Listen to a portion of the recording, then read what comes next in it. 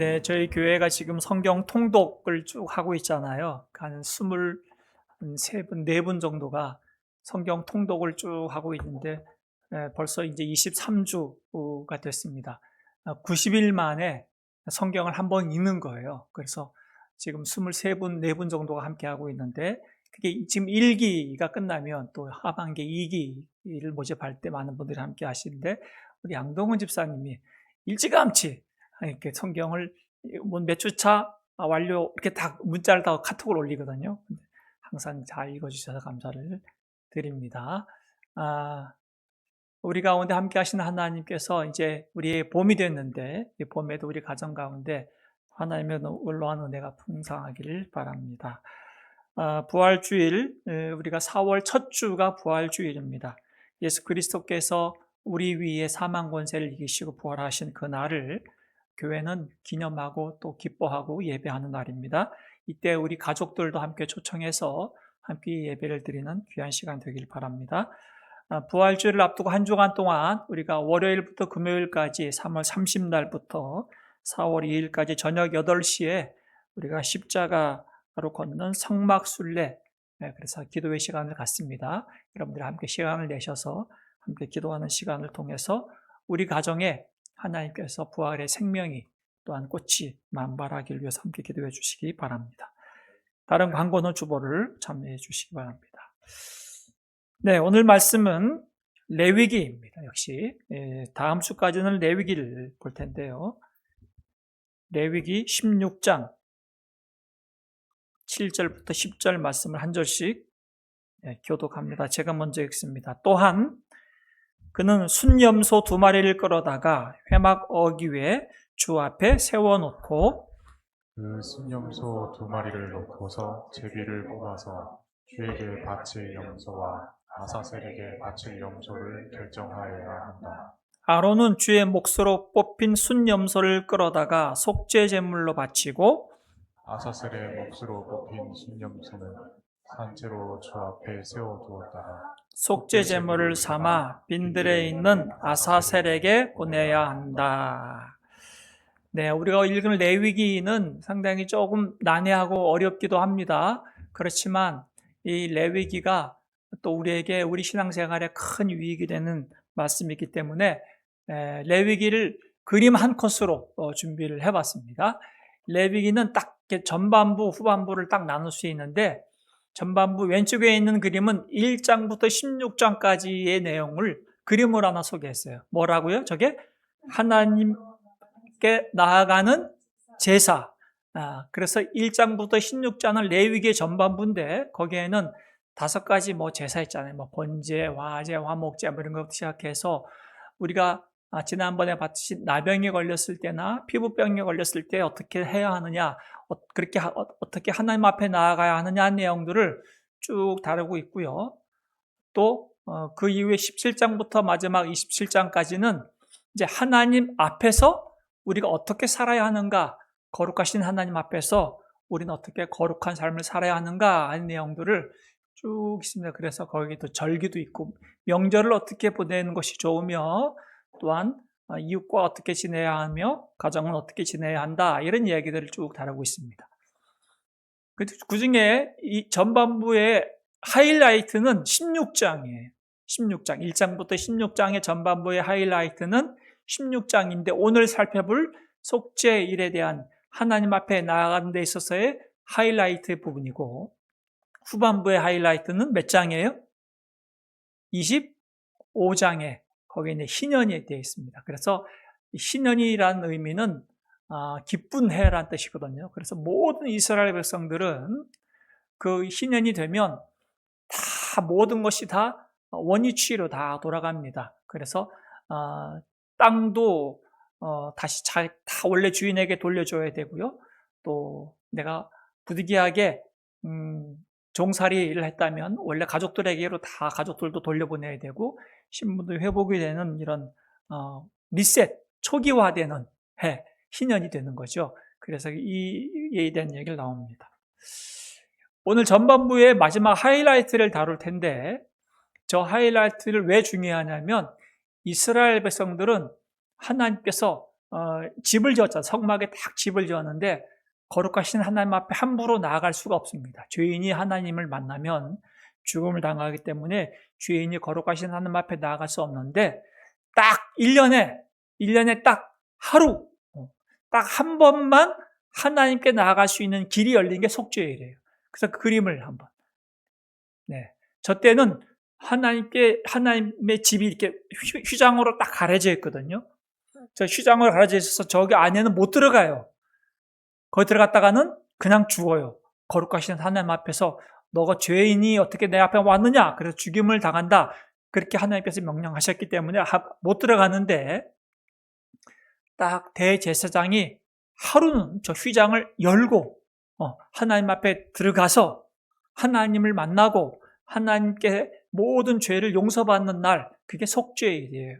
하나님 앞에 나아가는 날에 저 날이 굉장히 중요한 날인데 그 날에 대한 규례를 오늘 16장에서 쭉 이야기하고 있는 겁니다. 우리는 하나님께 나아가는데 지금은 뭐 언제든지 기도하면 되고 또 예배드리러 나올 수 있고 뭐 너무 하나님이 너무 가벼운 것 같고 하나님이 어디는 있으시니까 뭐 그렇게 생각하지만 저 당시에는 1년에 한 번밖에 못 가요. 그러니 얼마나 두렵고 떨린 마음입니까? 대제사장이 하나님께 들어갈 때 먼저 자기가 몸을 깨끗이 하고 깨끗한 옷을 입고 또 먼저 하나님 앞에 자기가 자기 죄를 용서받는 제사를 먼저 드린 다음에 가서 들어가는데 만약에 하나님께 흠이 생기거나 그 마음이 정직하지 못하면 대제사장이 거기 저기 들어가서 죽어요. 그러면 거기서 방울을 달고 들어가는데 딸랑딸랑딸랑딸랑 이렇게 소리가 나야 되는데 그 안에 들어가서 소리가 안 나면 대제사장이 그 안에서 죽은 거란 말이죠. 그럼 사람들이 그 들어가서 또 대제사장의 그 몸을 정리할 수 있겠어요? 못 들어가요. 사람도 그 대제사장이 죽었다고 해서 야, 장사 지내야지 해서 시신을 꺼내러 못 들어간단 말이죠. 그럼 어떻게 해요? 그래서 대제사장이 저기 들어갈 때는 허리에 줄을 매요. 줄을 매고 들어가요. 그래서 소리가 딸랑딸랑 해서 제사를 끝까지 잘 마치고 나오면 감사하다. 그런데 어떤 이유 때문인지 이스라엘 백성들의 죄 때문인지 대제사장의 죄 때문인지 거기서 죽임을 당하면 거기서 줄을 당겨서 대제사장을 저기 지성소에서 바깥으로 빼낸단 말이죠. 그만큼 저곳은 거룩한 곳이었다 거죠. 저 휘장이 쫙 열리잖아요. 열린 다음에 제사를 드릴 때 거기는 휘장이 다시 닫히는 건 아니고 연기 향을 가득 피워요. 그래서 지금 천주교 성당에 가보면 이렇게 신부가 가면서 이렇게 막 연기를 피우죠. 이제 저런 배경이 있는 거예요. 그래서 그 분향단에 있는 향을 가득 피워서 연기가 자욱하게 해가지고 바깥에서 성소에서 그 안이 보이지 않도록 연기를 가득 하도록 명령을 하신 겁니다. 그날이 저날인데 이 날의 하이라이트는 이제 대제사장이 자기 죄를 하나님 앞에 용서받고 그 다음에 이제 이스라엘 백성들의 죄를 용서받는 방법이 있는데 그것이 오늘 본문입니다. 대제사장은 2마리의 염소를 준비해야 돼요. 7절, 8절을 보니까 그는 2순염소 2마리를 끌어다가 회막 어귀에 주 앞에 세워놓고 2순염소 2마리를 놓고 제비를 뽑아라. 그래서 한 마리는 누구에게 바쳐요? 한 마리는 주님에게 하나님께 바칠 염소, 또 한 마리는 뭐예요? 아사셀에게 바칠 염소. 이렇게 2마리를 준비하라 그런 거죠. 그러니까 하나님께 바칠 제물은 알겠는데 아사셀에게 바칠 염소는 뭘까? 그 당시에 고대 유대인들에게 있어서는 어떤 생각이 있었냐면 저 광야에 어떠한 곳에는 사단, 악한 영이 있어서 그 악한 영이 있는 곳에다가 이 아사셀이라고 하는 그 악한 영이 거기에 산다 그렇게 생각을 했어요. 그래서 그 아사셀에게 사탄고 악한 영이 사는 그곳에 이 염소를 보내는 것으로 지금 이제 생각을 한 거죠. 이 염소를 왜 보내고 어떻게 보냈느냐 이것이 이제 오늘 얘기입니다. 9절 말씀해 보니까 아론은 주의 몫으로 뽑힌 순념소를 끌어다가 어떻게 하라고요? 속죄 제물로 삼아서 하나님께 제사를 드려라 그런 거죠. 첫 번째 염소는 하나님을 위한 제물로 드려라 하는 겁니다. 왜냐하면 하나님께 제물을 드려야 이스라엘 백성들의 죄도 용서받지만 그들이 1년 내내 자기 죄 때문에 하나님 앞에 나와서 제사 드렸잖아요. 그러니까 번제단부터 시작해서 성막 모두가 다 오염이 됐기 때문에 이 성막도 깨끗이 해야 하는 것이고 너희들도 내 앞에 용서받아야 한다는 차원에서 속죄 제물을 순념소가 드리게 된 거예요. 두 번째 10절 아사셀의 몫으로 뽑힌 순념소는 산채로 주 앞에 세워두었다가 속죄 제물을 삼는데 어떻게 한다고요? 빈들에 있는 아사셀에게 보내라 그 말이죠. 그리고 아사셀이라는 이 염소는 한 마리는 제사를 제물로 바쳐서 대제사장이 그 피를 가지고 지성소 안으로 들어가서 아까 그 문 쫙 휴장이 쫙 열렸잖아요. 그 안으로 들어가서 그 제단에 피를 뿌리고 그 제단에 피를 뿌리고 거기다 피를 묻히고 그렇게 해야 되는 거죠. 그래서 이 제물을 하나님께 바칩니다. 그렇게 하는 거고 두 번째 염소는 빈들에 있는 저 광야에 있는 아사셀에게 보내야 하는데 어떻게 보냈느냐 21절 보세요. 살아있는 그 순염소의 머리 위에 어떻게 하라고요? 대제사장이 아론이 두 손을 딱 얹고 이스라엘 자손이 저지른 읽어볼까요? 온갖 악행과 온갖 반역 행위와 온갖 죄를 다 자백해래요. 주여 하나님 저희가 하나님 앞에 거짓과 탐욕과 음행과 뭐 이런 죄를 지은 것을 하나하나 다 자백해래요. 대제사장이 이스라엘 백성들 대신해서 그리고 나서 그 모든 죄를 순념소의 머리에 씌우는 거예요. 이스라엘 백성들의 모든 죄를 순념소에게 다 넘겨주는 거죠. 그런 다음에 기다리고 있는 사람의 손에 맡겨서 어떤 사람의 손에 맡겨서 그 순념소를 어떻게 해야 한다고요? 빈들로 광야로 내보내야 한다. 누구에게? 아사셀에게. 22절 그 순념소는 이스라엘 자손의 온갖 죄를 다 짊어지고 황무지로 나간다. 그게 아사셀에 있는 광야로 보냄을 받는다. 그게 순념소의 두 번째 마리의 역할이에요. 그러니까 이 순념소를 그렇게 하는 이유는 이제 이스라엘 백성들의 죄를 하나님 앞에 한 마리는 핏값으로 내서 죄 용서를 받지만 또 하나는 이 모든 죄를 이스라엘과 분리를 시키는 거예요. 분리를. 더 이상 너희들의 죄를 내가 기억하지 않겠다. 너희 죄는 아사셀에게 보내라. 이 죄는 사탄으로 왔으니 이 사탄에게 돌려줘라. 그래서 이 아사셀에게 보내버리는 거예요.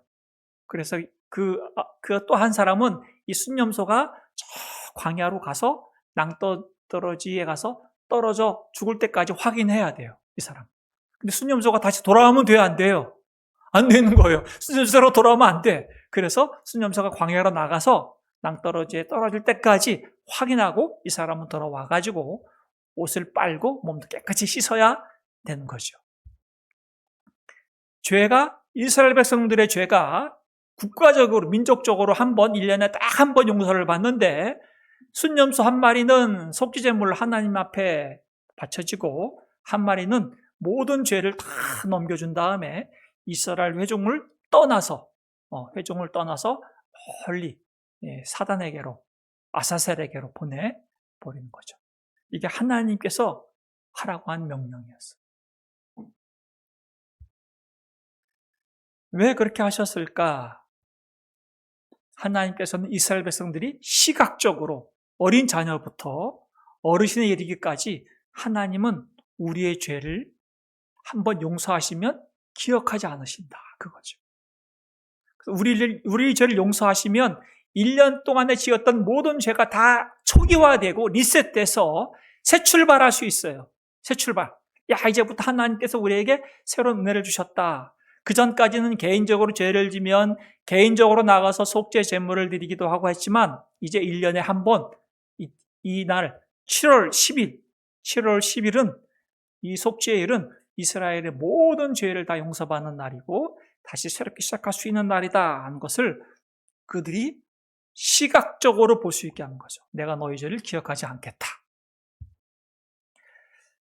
이 고백을 시편 기자는 다윗은 멋지게 우리에게 얘기해주고 있어요. 시편 103편에 보니까 주는 자비롭고 은혜로우시며 노하기를 더디하시며 사랑이 그지 없으시다. 두고두고 꾸짖지 않으시며 너를 끝없이 품지 않으신다. 12절 다 같이요. 동이 서에서 먼 것처럼 우리의 반역을 우리에게서 멀리 치우셨다. 이게 다윗이 고백이고 구약 성도들의 고백이었어요. 동이 동쪽과 서쪽이 얼마나 멀어요, 그죠? 반대잖아요. 그만큼 하나님은 우리의 죄를 하나님으로부터 멀리 치우시고 우리로부터 멀리 단절시켜버렸다. 멀리 보내버렸다 그거죠. 그게 아사셀에게 보낸 염소를 그들이 매해 보면서 1년에 한 번씩 보면서 하나님은 우리의 과거, 우리의 죄를 기억하지 않으시는구나. 근데 우리는 기억나죠. 우리는 꼭 뭐 저도 안 그러려고 하는데 이렇게 티격태격 하다가 꼭 예전에 섭섭하게 했던 일이 생각이 나. 특히 이제 우리 그 아이를 출산한 경험이 있는 여성들은 산후조리 할 때 섭섭하게 했던 것이 기억이 나나 봐요. 그러면 이제 그거 갖고 또 다 그때 당신이 말이야 이렇게 안 해줘가지고 내가 먹고 싶은데 못 먹었어부터 시작해서 그때 이렇게 못해서 뭐 내 몸이 이렇게 얘기하는 분들 계시고 그죠?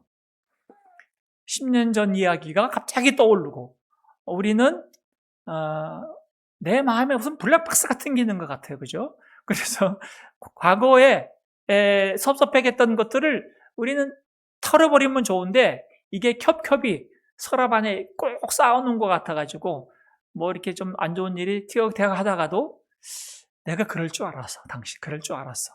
그때부터 갑자기 이제 또 옛날 이야기 또 돌아가는 이런 것들이 참 반복되고 보는 거 보니까 우리는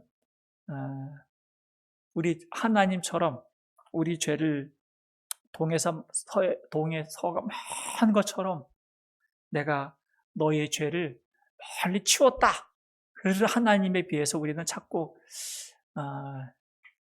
나의 정당함을 주장하기 위해서 당신이 옛날에 그랬잖아 뭐 이런 거 있잖아요.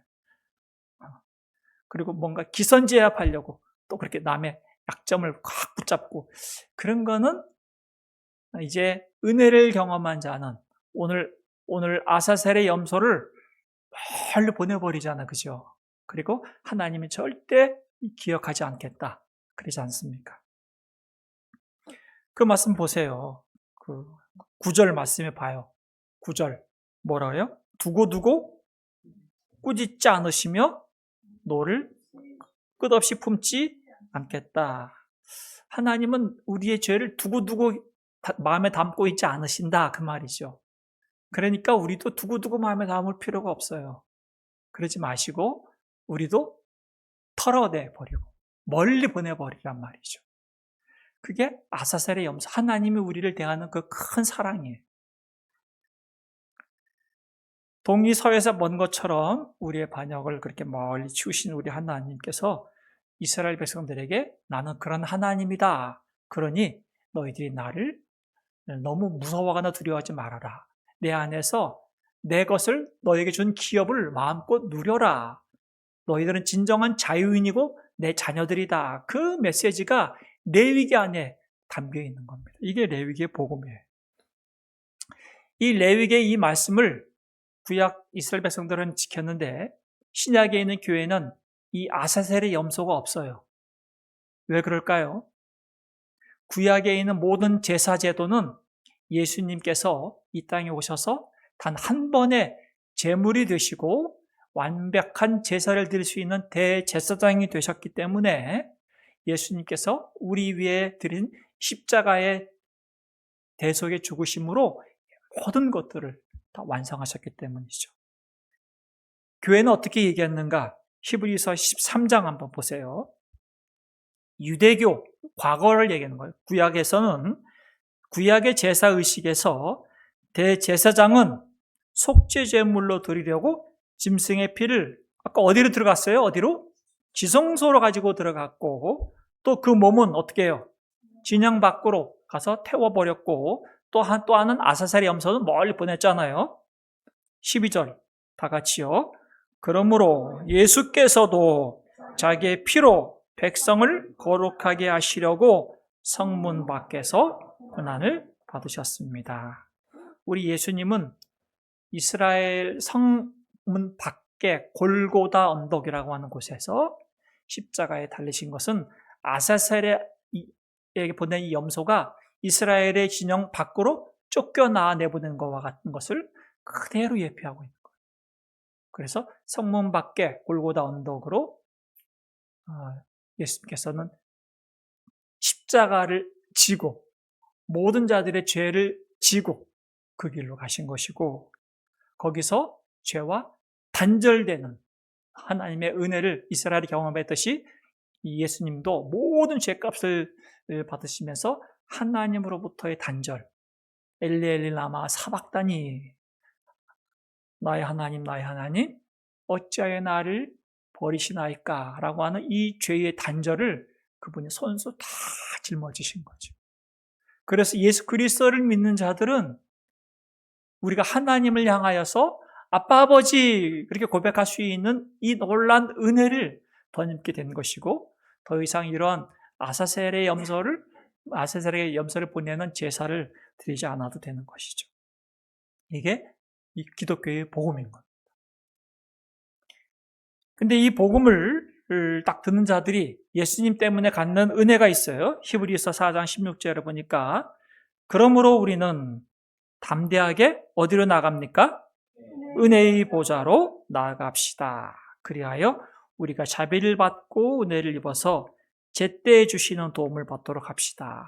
예전에는 1년에 한 번 하나님 앞에 지성소로 대제사장만 들어갈 수 있는데, 지금은 누구나 담대히 예수님을 믿는 사람들은 언제든지 도움을 받기 위해서 하나님의 은혜의 보좌 앞으로 갈 수 있게 됐다. 그렇죠. 예수님 때문에 그렇게 됐다는 얘기죠. 예수님이 우리를 끌고 이제 들어갈 수 있는 거죠. 예수님께서 우리를 하나님 아버지 앞에 들어가서, 하나님, 제가 이 미라클에 있는 이런 모든 가족들을 위해서 십자가에서 놀라운 하나님의 은혜를 모든 사람들에게 베풀기 위해서 대속의 제물이 되었습니다. 그러니 이들을 하나님의 자녀 삼아주시고 언제든지 아버지 하나님께 나올 수 있는 길을 열어주십시오. 그렇게 해주신 분이 우리 예수님인 거죠. 그 예수님 때문에 오늘도 담대히 우리 하나님 앞에 나와 예배할 수 있다는 것이 얼마나 감사한지 모릅니다. 이게 늘 우리가 믿는 우리라는 존재의 확인인 거죠. 아, 구약에는 그렇게 했구나. 신약에는 예수님 때문에 우리는 이렇게 언제든지 예배 나올 수 있구나. 짐승도 필요 없고 아사셀에게 보낼 것도 없다. 이렇게 확인합니다. 그런데 주님이 여기서 끝나지 않는 거죠. 아까 후반부에 레위기 17장부터 마지막 21장의 하이라이트는 25장이랬어요. 그게 무슨 내용이라고요? 희년이라고 그랬어요. 희년. 그래서 모든 땅은 49년 동안에 막 사고 팔고 하다가 내 땅을 잃어버렸어요. 누구한테 팔았어요. 아니면 누구한테 내가 담보를 잡혔어요.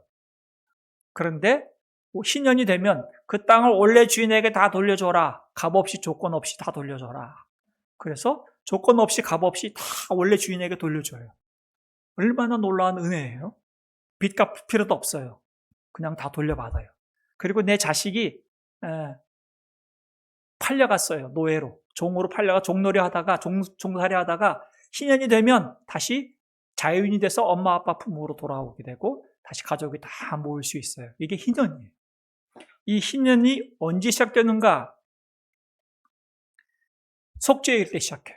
아까 대제사장이 아까 염소를 갖고 제사를 드리고 아세살 염소를 가지고 가서 멀리 보내고 나와서 나중에 이 모든 번제물까지 제사를 다 끝난 다음에 그때 하는 것이 희년 선포예요. 50년 희년이 선포가 된단 말이죠. 왜 1월 1일 날 안 하고 속죄일 때 했느냐? 너희들이 너희의 모든 죄, 이스라엘의 모든 죄를 1년에 딱 한 번 용서받는 것처럼 이제 너희 가운데 있는 이 공동체, 가족과 함께하는 모든 이웃들도 모두가 다 초기화되고 다 리셋되어서 초기화되어서 새로운 출발을 해라. 그게 희년의 선포였습니다. 그래서 희년이 속죄일 날 선포가 돼요. 1월 1일 날 선포되는 게 아니라 7월 10일 날 선포가 된단 말이죠. 그 의미는 두 가지입니다. 내가 받은 은혜를 감사하는 것만이 아니라 또 하나는 내가 받은 은혜가 누구에게까지 흘러야 하느냐? 이웃에까지 흐르도록 되어 있는 거죠. 나 한 사람 구원받았어. 나는 이제 하나님의 자녀가 됐어. 난 이제 죄인이 아니야. 거기에 대해서 당당한 것만이 아니라 그런 은혜를 받았다면 이제까지 너가 받은 이 모든 것들을 다 이웃과 함께 하나님 것으로 인정하고 나누어라. 그들을 자기의 일상으로 다시 돌아갈 수 있도록 그들을 세워주어라 하는 것이 희년과 함께 선포되었던 것이죠. 그래서 레위기 26장 13절 오늘의 적용 말씀 다 같이요. 내가 주 너희의 하나님이다. 나는 너희를 이집트 땅에서 이끌어내어 그들의 노예가 되지 않도록 하였다. 나는 너희가 메고 있던 멍에에 기름때를 부어서 너희가 얼굴을 들고 다니게 하였다. 조금 설명이 필요합니다. 나는 주 너희의 하나님이다. 나는 너의 아빠 아버지다. 창조주 하나님, 전능한 하나님이 이제 우리와의 관계가 친밀한 관계가 되었다는 겁니다. 그 하나님께서 어떻게 하셨다고요? 노예 생활에서 구원해 내셨다. 그래서 하나님이 원하는 너가 그들의 노예로 사는 거 원치 않아. 그거죠. 그 원하는 부모가 어디 있어요? 내 자식이 종살이하는 거 원하는 부모가 어디 있어요? 그 원치 않죠. 하나님께서는 원치 않아. 그래서 거기서 내가 너를 건져낸 거야. 그러니 어떻게 하라고요? 너희가 메고 있던 멍에를 내가 어떻게 했다고? 부숴버렸다. 말이죠. 너희가 메고 있던 멍에의 가름대가 뭐냐면, 이렇게 멍에를 연결해주는 나무 있잖아요. 그죠? 멍에는 원래 이렇게 소 두 마리가 같이 움직일 수 있도록 연결해주는 게 멍에지 않습니까? 그 멍에의 나무를 가름대인데, 하나님께서 그 노예의 가름대를 어떻게 해요? 부숴버렸다. 이집트에는 짐승들만 멍에를 맨 게 아니에요. 전쟁 가서 포로로 잡아온 사람들도 다 멍에를 매게 해요. 그래서 포로로 잡힌 사람들이 노예로 팔리게 되는데 멍에를 딱 매는 순간 얼굴은 하늘을 들 수가 없어요. 땅만 봐야 돼. 멍에를 맸으니까 땅만 보고 살아야 돼. 비참한 인생이죠. 그런데 우리 하나님이 멍에를 벗겨주겠다 그랬어요? 멍에를 어떻게 해요? 부셔버리겠다. 멍에를 벗기면 또 씌울 수 있잖아. 그러면 안 되죠. 부시겠다고 하는 것은 영원한 해방이에요. 영원한 해방. 더 이상 너희가 죄의 멍에를 질 필요가 없어. 너희들은 자유인이야. 너희들은 내 자녀야. 라고 하시는 하나님의 선언. 나는 주 너희 하나님이야. 라고 하는 선언이시죠. 그리고 하시는 말씀이 이제 멍에가 없어졌으니 이제 땅만 보는 얼굴을 어떻게 하라고요? 딱 얼굴을 들고 하늘을 향해서 얼굴을 들고 어떻게 해요? 당당하게 걸어라. 하나님 아버지의 마음인 거죠. 여러분들이 우리 자녀들이 행사 때마다 성탄절이면 성탄절 이럴 때마다 뮤지컬도 하고 예전에 어릴 때 그죠? 여기 와서 연극도 하고 막 찬양도 하잖아요. 그러면 그걸 지켜보는 여러분들의 표정이 어떨까요? 다 웃음꽃이 확 펴요. 근데 실수도 하고 막 틀리기도 해도 모든 게 다 용납이 돼. 왜요? 우리 자식이잖아요. 거기 완벽한 공연을 원하는 게 아니라 내 자녀가 거기 가서 막 뛰고 찬양하고 연기하고 막 그런 거 보면 그냥 우리는 즐겁고 기쁘단 말이죠. 그렇게 크기를 바라는 것이죠. 그게 모든 부모의 마음 아니겠습니까? 하나님께서는 우리에게 완벽을 요구하시는 분이 아니세요. 그래서 초기화라고 하는 걸 1년마다 이스라엘에게 허락하잖아 말이죠. 난 너희가 완벽을 원하는 게 아니야. 나는 너의 아버지야. 내가 너희를 얼마나 사랑하는지 너희들이 그걸 알고 너희가 갖고 있는 이 부유함, 내 기업을 마음껏 누렸으면 좋겠고 이것을 너희가 이웃과 함께 제사장 나라가 되어서 멋지게 한번 드러냈으면 좋겠어. 이게 하나님의 그 꿈이셨고 비전이었단 말이죠. 근데 이스라엘이 그걸 못 알아먹은 거죠. 자기만 이기적으로 그렇게 생각한 거죠. 예수님이 이 땅에 오셔서 모든 열방을 향하여서 이 복음을 확 펼쳐주신 거고 오늘 우리에게까지 이 복음이 오게 된 겁니다.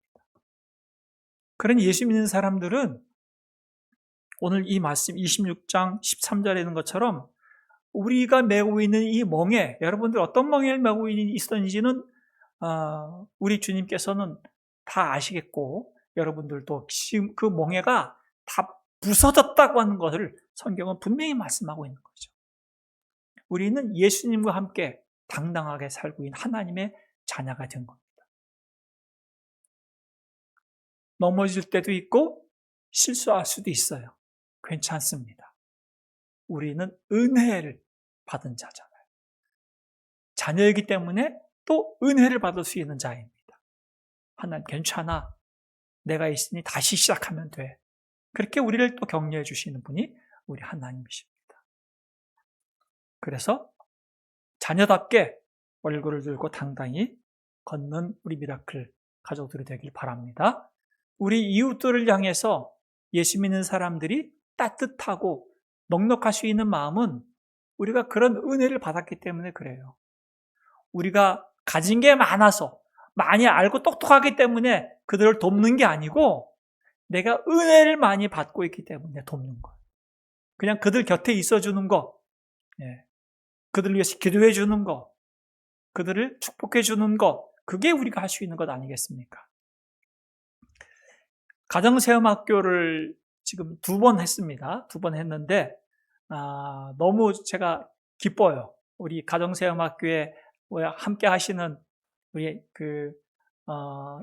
안나회 우리 집사님 권사님들과 함께 하는데 거기서 우리가 마음껏 우리 자녀들과 손주들을 축복할 수 있는 권세를 우리 하나님이 주셨다 하는 것들을 확인하고 우리가 이거 마음껏 하자. 그리고 자녀들이 부모보다 더 잘 되는 것을 가장 기뻐하는 것은 부모밖에 없습니다. 부모가 그걸 더 기뻐하지 않습니까? 그런 마음을 갖고 기도하고 있단 말이죠. 근데 안나회 가정체험학교 하시는 분들은 다 몸이 여기저기 다 삐끗삐끗하고 좀 여기저기 쑤시는 분들이에요. 여기 몸도 아프고 또 통증도 있고 또 몸이 약한 분들이에요. 몸은 약하고 또 나이는 들어서 힘은 없지만 그러나 하나님께 받은 은혜는 풍성해서 주께 받은 축복의 권세를 가지고 마음껏 기도해주고 축복해줄 수 있단 말이죠. 그게 예수 믿는 사람들에게 주신 은혜예요. 우리가 오늘 이 레위기 말씀을 통해서 확인하는 것은 나라는 존재는 가진 것과 또 어떤 자격이 있어서가 아니라 그냥 값없이 하나님의 자녀로 내가 입양이 돼서 하나님의 자녀가 되어서 그 자녀다운 그 은혜를 나와 함께 사는 사람들에게 멋지게 보여줘야 하는구나 하는 것을 꼭 기억하셔서 이번 한 주간도 우리 가정 가운데 여러분들이 가는 곳마다 나는 예수 믿는 하나님의 자녀야 라고 하는 그 당당함으로 멋지게 살아내시기를 주님의 이름으로 축복합니다. 우리 찬양을 함께 불러보겠습니다. 주님이 나를 보호하시고 나를 붙드시고 나는 보배롭고 존귀한 하나님의 자녀입니다. 그 찬양입니다.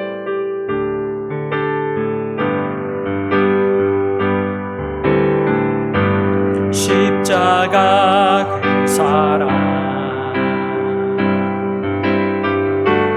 멀리 떠나서 무너진 나의 삶 속에 잊혀진 주은혜 돌같은 내 마음 돌같은 내 마음 어루만져주시는 우리 주님 만지사 다시 나를 일으켜 세우심 다시 일으켜 세우신 주를 사랑합니다. 주 나를 보호하시고 주 나를 보호하시고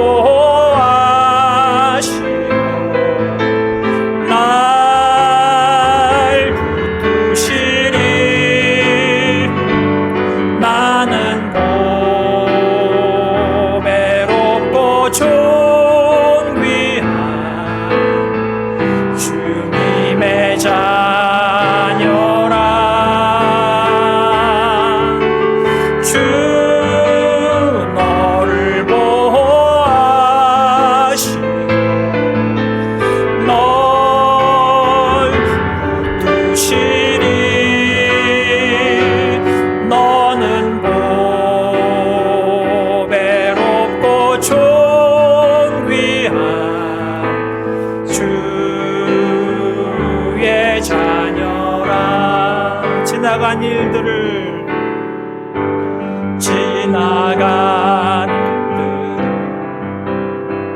기억하지 않고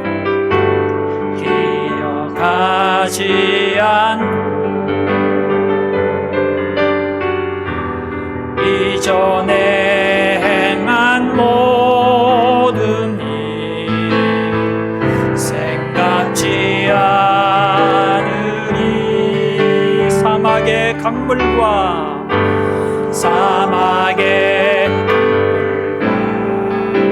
길을 내시는 주님 길 내시는 주님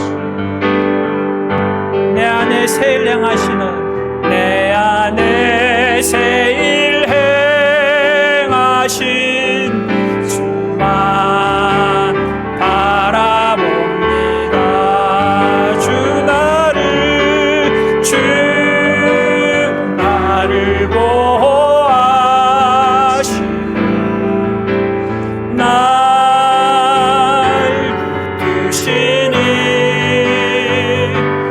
나는 보배롭고 존귀한 주님의 자녀라 주 너를 보호하시고 널 붙드시리 너는